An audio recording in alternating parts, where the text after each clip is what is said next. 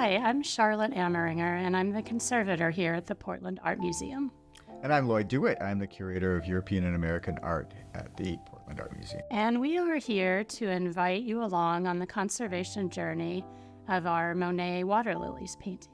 This is an icon of the museum and one of the most loved works that we have. And the time has come to really look at how it looks and what it needs. Lloyd and I will be spending some time together simply looking very closely at the painting and looking at how the paint layers have been built up, how the composition has subtly shifted, and making some decisions about what it looks like today versus what it looked like when it came off Monet's easel.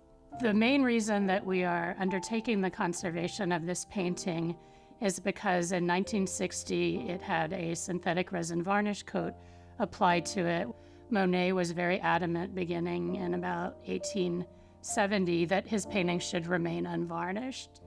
One of the downsides of these synthetic resin varnishes is that they stay very soft, and what happens over time is that the dust and the grime layer that goes onto the painting actually really embeds itself in the varnish, and so you will often see them get gray.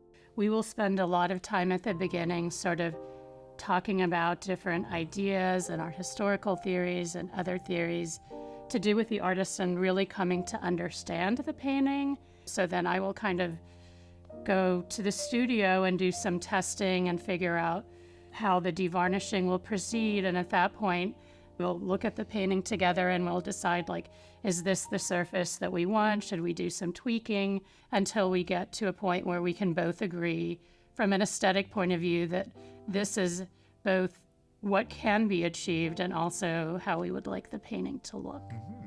All of this is grounded in our shared understanding of what Monet would have wanted the painting to look like. So we are not imparting our own sort of modern day thinking and looking, but we're really trying to understand what he would have wanted. The goal when we treat any painting is that we don't want to alter, we don't want to affect, and we don't want to change any of the artist's original materials. So any material that we bring to the painting to try to devarnish the painting or remove the varnish cannot have an effect on that paint layer. And one of my prime goals of undertaking this conservation treatment is just to get that coating off.